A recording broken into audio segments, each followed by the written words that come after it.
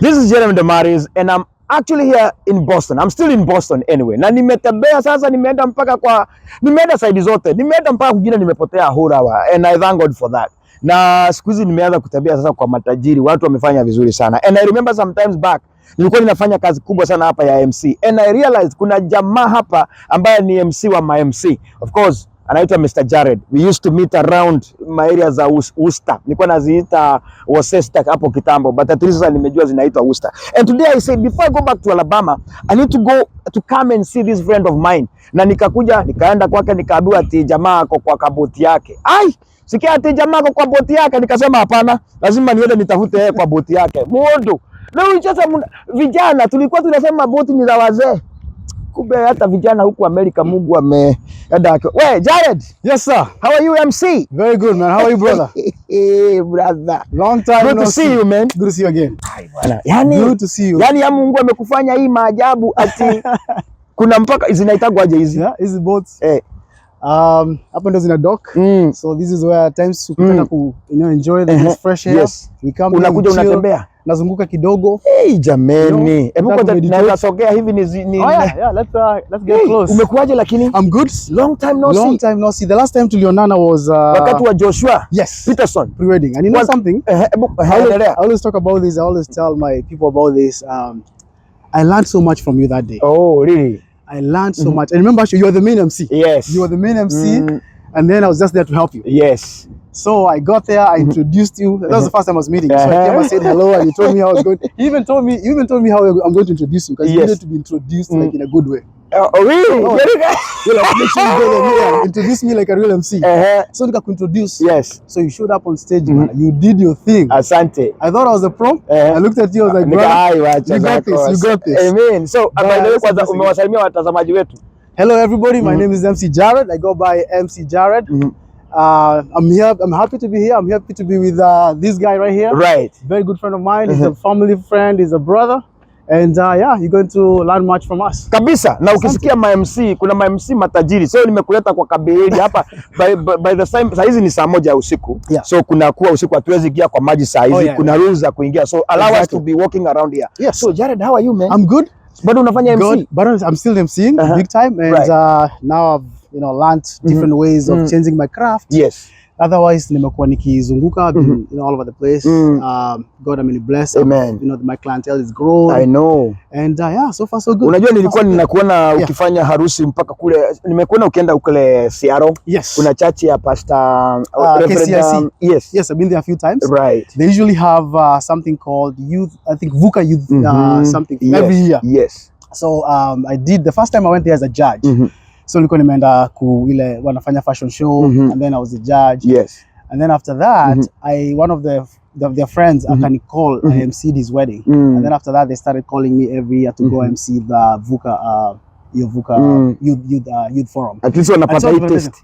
Yeah. Oh yeah. And it's amazing. Every time I go, actually, one of the friends there told me every time I go, it feels like a cocktail. Right, I know. It's a different cocktail. It's yes. a different feel. It's a different. Like every time, the thing is, I realize this, especially being an MC for some time, when you bring in a new MC every time. Yes. There's that different taste. There's that different feel. Exactly. Yeah. You don't get used to the same old stuff that you're used to seeing all the time. Yes. So when I go to Massachusetts, I go to Seattle, I go to ATL or somewhere else. There's that taste. Anyway, sasa unajua hakuna mtu anaazanga juu. Of course. Na we thank God because of our MCs when wako Kenya. Pia hapa US tunakuanga na MC. Na mimi ninasema when you see someone else, sit down, learn something new kutoka kwa huyo mtu. Next time utatumia hiyo trick yake mahali. If you use it right way, unaweza toa hiyo kitu mzuri sana. Exactly. So now, by the way, when did you came here? So I came here in the year 2007. Wow, time flies. That's almost 16 years ago. Right. So I came in as a student, nikakuja shule, nini everything, and other than my career and everything, I realized I have this talent. So from back in the day, my mom was telling me actually, and my dad, they make fun of this all the time. They tell me like back in the day growing up, walikuwa akitoka tao na nipata place kwa street nikiongelesha wazee and I used to be like 5-6 years old lakini naongelesha wazee wananisikiza like I used to be that kind of, I'm so outgoing, I know, very social, I talk to people and all that kind of stuff, so that kind of grew up in me in a way that nika realize this talent needs to be nurtured differently. Yes. So Actually, I'll tell you how I started emceeing is my pastor ndio alinidiscover. So when I came to the US, the church that I went to, my pastor discovered me akaniambia, I need to make you an MC somewhere. Right. So they used to have, I forgot the name of it, traditional something for the churches. Yes. And I became the MC for that forum that day, and I started right there. After that, pole pole, I made my craft better, all that kind of stuff. I learned different things, just like I said, what I learned from you. And the rest was history. Ukainuka. Nikainuka. Sasa ndio master of my MC hapa, United States of America. Man, I'm very proud of you. So now, you have said you came here in 2007. Yes, sir. So ulikuwa mdogo sana, man. It was actually right after college. So one thing. So ulikuwa miaka ngapi? It's probably what, 19 maybe? 19. Yeah, so nimehesabu miaka yako. Okay. So yes, sir. Ukakuja. No, hang on. I think I was 2021. 2021. Yeah, because I was done with nilikuwa nimemaliza college, then I came this way. And then I came, I joined college, and I became same thing with the church. The church that I joined, I became a youth leader of the church. Okay. So I used to do things, some dances. We used to call them routine dances. So nimetoka Nairobi, nimekuja nafunza watu routine dances and all that kind of stuff. Hizo mnaendanga hivi. Kuna nimeona ukiibisha hizo vitu utanifunza. So I became the leader of the youth and all that kind of stuff. At some point I became we started doing youth Sundays and all. Right. So I would like invite youth from different churches. Okay. Leadership, all that kind of stuff, and the rest was history. So let me ask. Yes, sir. So when you came, you came with a green card ama ulivatiwa na mzazi ama ulikujaje? Because kuna mtu aliniambia wewe ulikuwa umeachwa nyumbani peke yako huko. Watu wenu wote walikuwa hapa. Amen. No, good question. Yeah. So I came here. Nilikuja kama mwanafunzi, a student. Though despite the fact that my whole family was here. Right. But when I came in as a student, I went through college na kila kitu. But no, I didn't. My green card was never handed over to me. God will bless in other ways, and boom. Yeah. So it was a real hustle. It was really. So tuseme ulifika America 2007. Yes. Ulikuta nini? So when I came here, my brother picked me up at the airport, and the first thing he told me is, "Remember in Kenya, we were taking care of you, we were paying bills for you. Here, you're gonna take care of yourself." Where umekomaa sasa. Exactly. Right. You're gonna have to take care of yourself. Yes. And that caught me in a different way, because now I started looking at life differently in a way of course, responsibility, growth. And then the good thing is, and I thank God for this, is, and I tell a lot of people, when you go somewhere in a different land or a foreign land, the people that you meet mean a lot of what you're going to become. You're right. Ukipata watu ambao wana bidii and they guide you towards the right direction, I'm telling you, you're going to succeed. Right. But if you go and meet people who exactly, people who are not like even motivating, people who are not trying to push you towards success, it becomes really hard. You're right. And that's why you see, you might have person A and person B, both same background, same lifestyle. Right. But the land here, unapata person A, amesonga. You are right. And also it's just of the hunger. It's ile njaa uko nayo to succeed. In everything that you do, you must be hungry to succeed. You must be in everything, in business, in life, at IMC, whatever we do. You must be hungry to succeed. Yes. Like you must make sure that you're the best of the best. Like you're having something I always call healthy competition within yourself and within your environment. The moment you have that successful and very healthy competition within you, bro, utaenda mbali. Utaenda mbali. So ulifanya kazi gani ya kwanza? Wow. Sasa unajua kuwa kunaga mjuaji. Exactly, I'm mjuaji. And I tell you, like, with all humility, and one thing I learned about this place is this place humbles you some way, somehow. Right. And same thing I said, the moment you land here, hata uchagui, you decide, ukijua kenye kimekuleta, where your goal is, what you're planning on doing for the next, like you look at your life. Actually, my brother, when he picked me up from the airport, same thing, when I got home, my parents told me, look at your life 20 years down the line. 20 years down the line. Right. Don't look at tomorrow. Look at it like 20 years down the line. Yes. And the thing is, that really motivated me, because probably okay, now I'm here. I might do this for now, but in the future, I might be somewhere else. Yes. Yeah, so my first job that I did is, I'm trying to remember, I used to work, so nilikuja kani nimeingia college. I used to work like 4 jobs. 4 jobs? Job nne, bro. I used to get in the car. Hata gamia inafanyanga job nini? Hapo nasikia niko college. I'm paying my own school fees in college. Right. And that was really good because my parents they allowed me to do that. Right. Despite the fact that they were here, they didn't pay for my school fees. Waliniambia Kenya tulikulipia sasa hapa pay your Chape own school kazi, fees. ujilipie shule. Exactly. Jisimamia sasa wewe mwenyewe. And which was really good because I was able to go through college without a student loan. And a lot of people here complain about student loans and stuff because you end up graduating, but end up with a huge pile of student loans, about $100,000, $200,000 in student loans. I know, yes. But for me, thank God, I was able to go through that without a student loan. Because my parents were like, see your brothers, they went through college without a student loan. You better be able to do the same. So ulikuwa unafanya kazi, unajilipia? I used to work for, exactly. I used to work for jobs. I think my first job was human servicing somewhere. And I used to work that and another one, and then probably another one. And hizo zote ukichanganya zilikuwa dola ngapi kwa siku? Kwa siku? 80. We're talking about 16 years ago. Maybe 200, 300. I can't even imagine. But yes, but I was able to pay my school. I was able to pay for my small car that I had then. I was able to pay for, buy my books for school. Yes.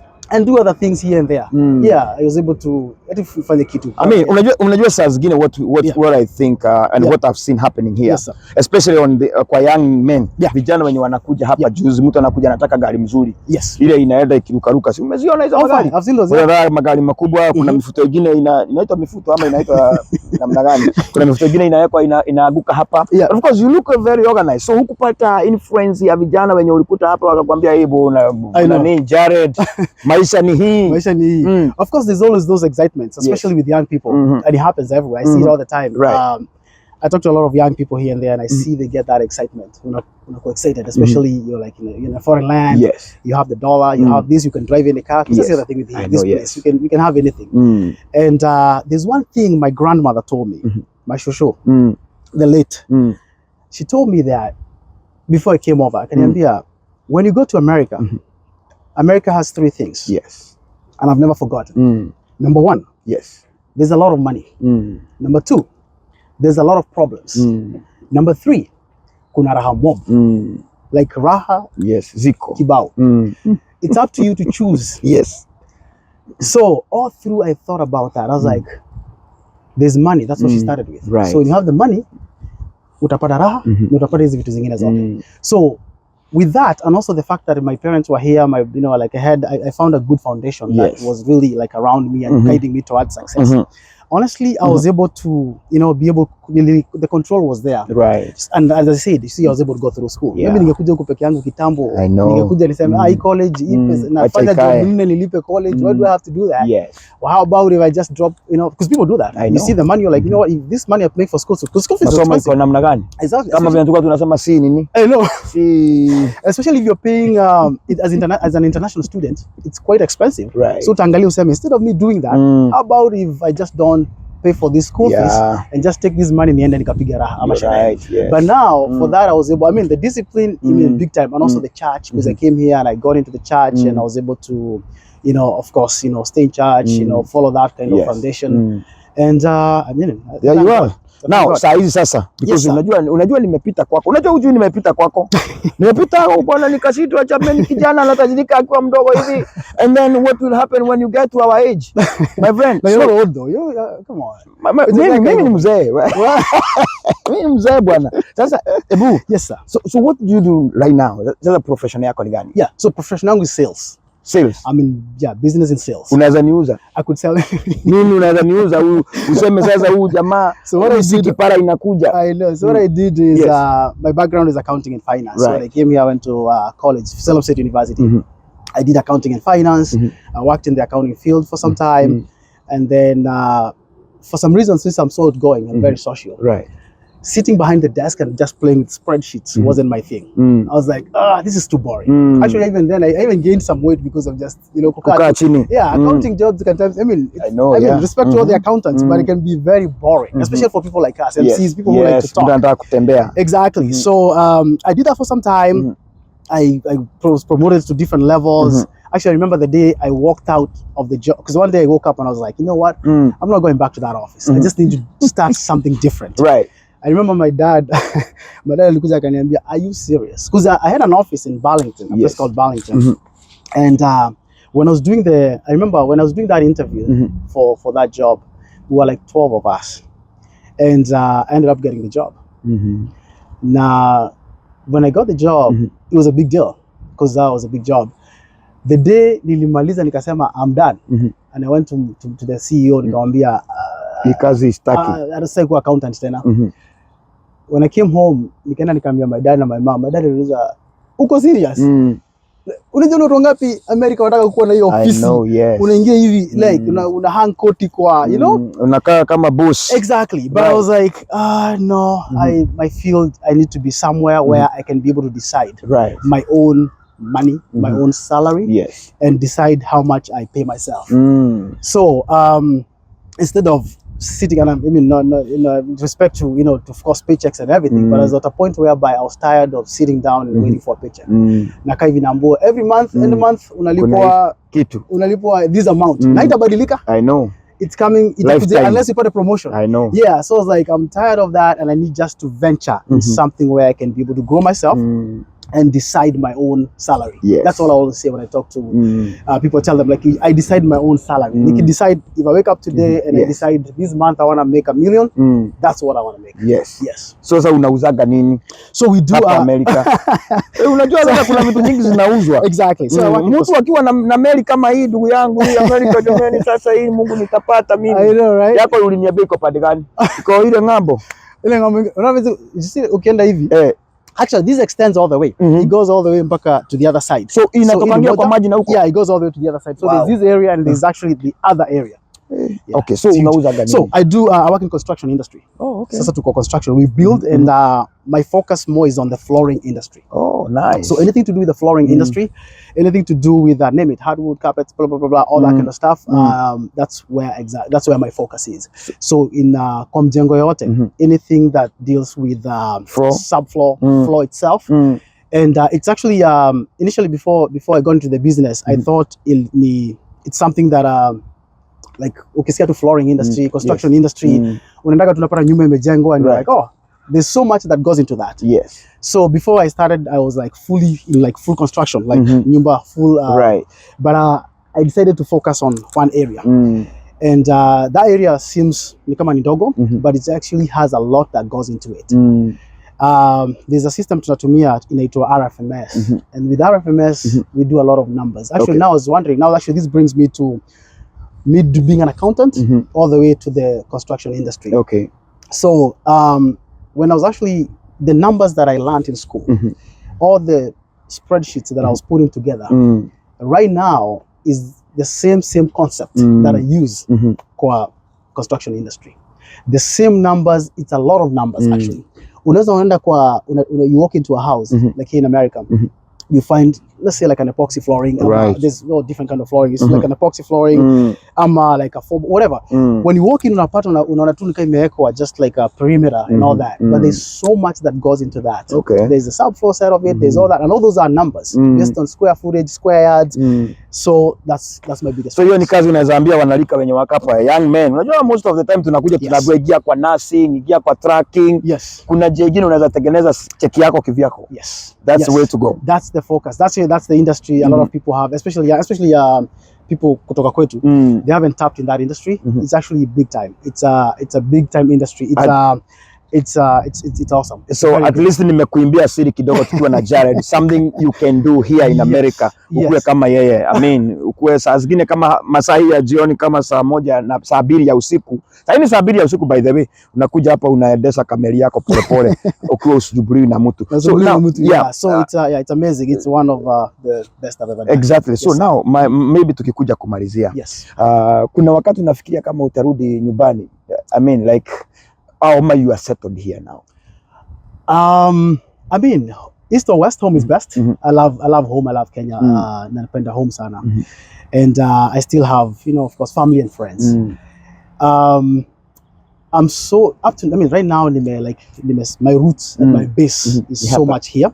As I said, biashara nini, my base is so much here. Because as you can see, my whole adulthood, from the age of 21 up to my age right now, and that's where like you kind of cement your base. Okay. So I've really cemented my base here, and I feel like, and of course now my family here, so it's it's definitely, it's a 60, what is it, 60-40? It's still not decided, but I think I'm more here. Okay. Yeah. So unajua kuna watu wanauliza na huyo, hata kama unajua kuna watu wengine wanaiginoaga hii kitu tuko nayo kwa mkono. Unauliza huyo jamaa akona mtu. Oh yes. Oh mimi. Akona nini? Akona mali, akona mimi. Unajua kuna vitu. Unajua sisi wa Kikuyu tuna vitu vingi tunaitaga watu wetu. Oh yeah. Huyo mtu akona mtu. I know. Huyo mtu akona mali. Exactly, yeah. I mean huyo mtu akona nini kingine? Akona kiatu. These watu exactly. Kiatu. Anyway, yes, you have a family. Yes, na familia, watoto. You know, God has blessed me. You know, I have a beautiful wife. Yes. My boys, man, the kids, and I mean, I thank God. Okay. Thank God. Yes. Awesome. So now, Jared, tukimalizia, he is a big MC here in this country of United States of America. Yes. And of course, najua kuna watu wanapanga harusi hapa. Saa zingine wanaitaga wadamare hayuko America, ako Kenya, ama ako California, ama ako kwingine. Now, I want them to know that you are the man here. Mtu akitaka event yake ikue superb. Super, yeah. Sasa ni kama event gani sasa hasa ungetaka mostly una concentrate nazo kabisa, unasikianga when I go to perform to this event, definitely I'll give my 110%. Yes. Actually, you know, I focus on all of them. Yes. By all of them, I mean the main one is weddings. Yes. So I do weddings.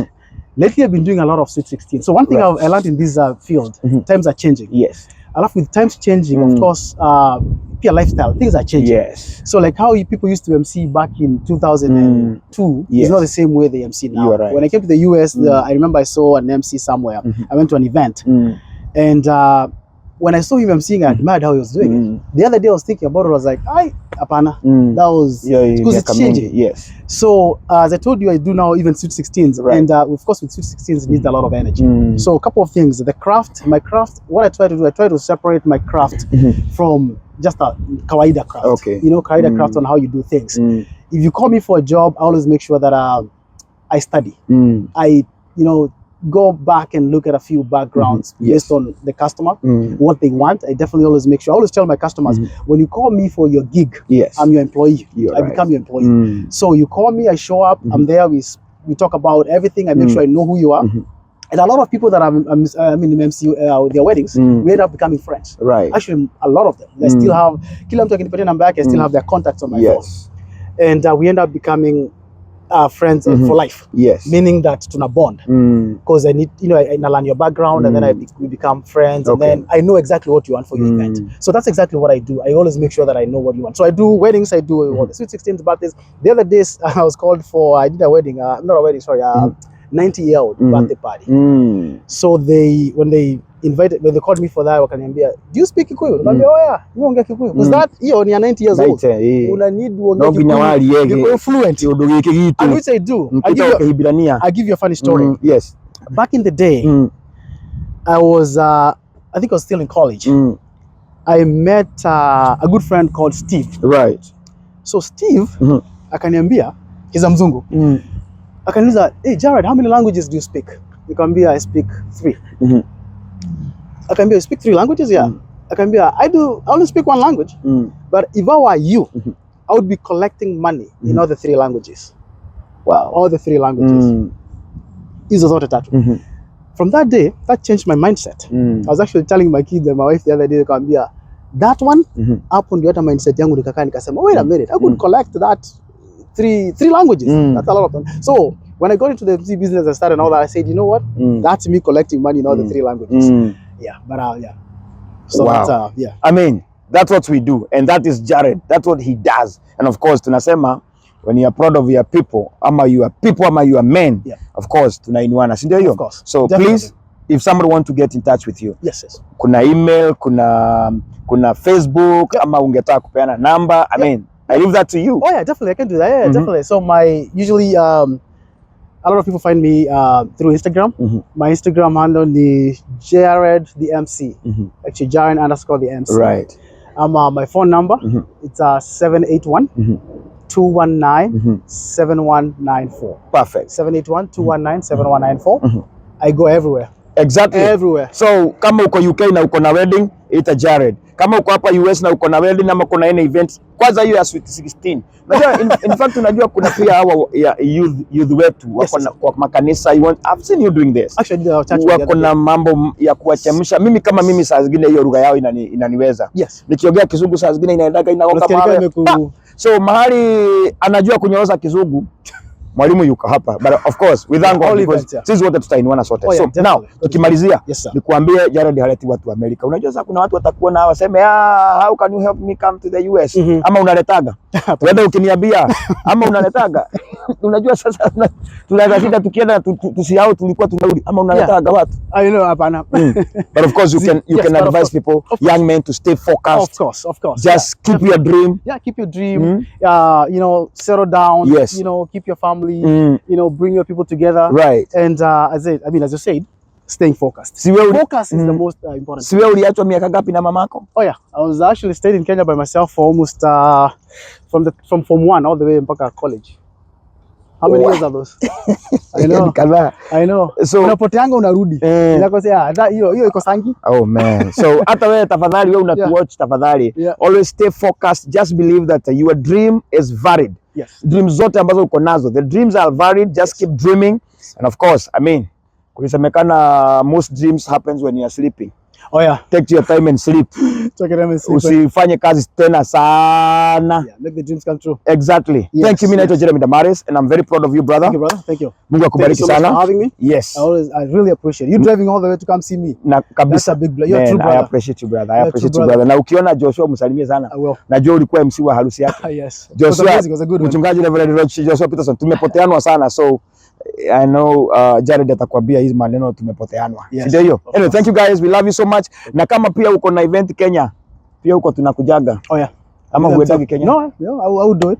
Thank you. Yeah. Jeremy Damaris all the way from huko kunaitwaje? Boston. This is Danvers. Boston. Kwa matajiri. Toka tindike kataru. Wacha kwanza nione tukasukume hii kitu. Wacha waonya tukienda kwa meli. Utufuate lazima hata kwani meli ni tunaiogopa. People knows me, I always fear maji. But when it comes to boat, I know I can ride the boat. Anyway, thank you. We love you. Awesome.